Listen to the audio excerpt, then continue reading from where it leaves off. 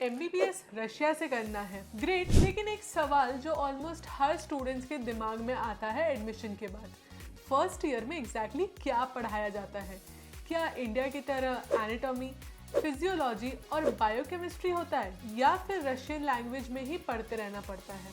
और सबसे इम्पॉर्टेंट, क्या फर्स्ट ईयर इजी होता है या फिर वो एक साल होता है जहां स्टूडेंट्स को रियलिटी चेक मिलता है? आज के वीडियो में हम MBBS इन रशिया के फर्स्ट ईयर को कम्प्लीटली ब्रेक डाउन करेंगे।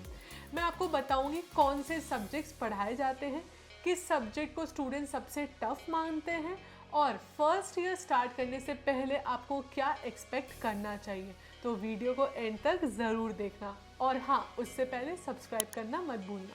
सबसे पहले एक चीज़ क्लियर कर देते हैं, रशिया में MBBS का फर्स्ट ईयर सिर्फ मेडिकल स्टडीज़ की शुरुआत नहीं होती, ये एक्चुअली आपकी फाउंडेशन बिल्डिंग ईयर होती है। अगर फर्स्ट ईयर स्ट्रॉन्ग है तो आगे फिजियोलॉजी, पैथोलॉजी, फार्माकोलॉजी और क्लिनिकल सब्जेक्ट समझना काफ़ी ज़्यादा इजी हो जाता है। और इसी वजह से रशियन यूनिवर्सिटी फर्स्ट ईयर में कॉन्सेप्ट पर बहुत ही ज़्यादा फोकस करते हैं। चलिए अब हम सब्जेक्ट्स देखते हैं।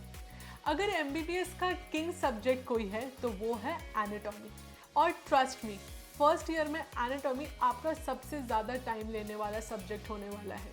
इसी सब्जेक्ट में आप ह्यूमन बॉडी के स्ट्रक्चर स्टडी करते हैं, bones, muscles, nerves, blood vessels, organs और उसकी पोजीशनिंग। रशिया की यूनिवर्सिटीज़ में एनाटॉमी प्रैक्टिकल लैब्स और स्पेसिमेन बेस्ड लर्निंग के साथ पढ़ाई जाती है।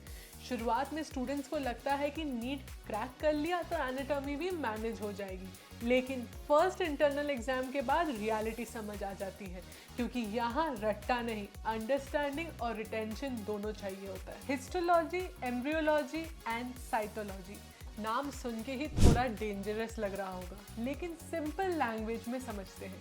हिस्टोलॉजी का मतलब है टिश्यूज को माइक्रोस्कोप के अंडर स्टडी करना।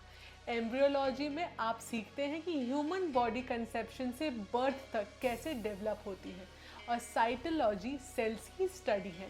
ये सब्जेक्ट बाद में पैथोलॉजी और क्लिनिकल डायग्नोसिस समझने में बहुत ही हेल्प करता है, इसलिए इसे लाइटली लेना बहुत ही बड़ा मिस्टेक हो सकता है। अब आते हैं मेडिकल बायोलॉजी पर। स्कूल में बायोलॉजी पढ़ी थी, लेकिन MBBS वाली बायोलॉजी कम्प्लीटली डिफरेंट लेवल पर होती है। यहाँ आप जेनेटिक्स, इनहेरिटेंस, क्रोमोसोम्स, पैरासाइट्स और डिजीज मैकेनिज्म्स के बेसिस पे समझते हैं।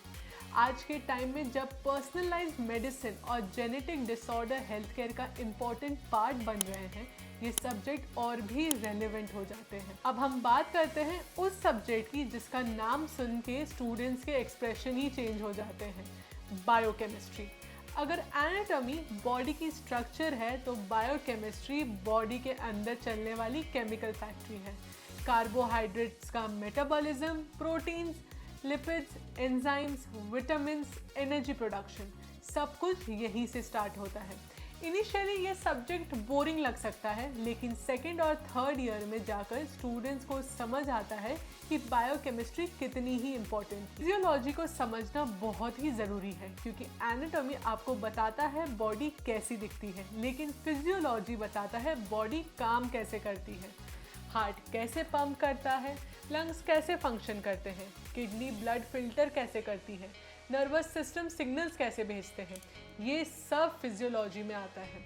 और अगर आप फिजियोलॉजी स्ट्रॉन्ग कर लेते हैं तो फ्यूचर में क्लिनिकल सब्जेक्ट्स काफ़ी इजी हो जाते हैं। अब यहाँ आता है एक सब्जेक्ट जिसे देखकर इंडियन स्टूडेंट्स सरप्राइज हो जाते हैं, लैटिन लैंग्वेज।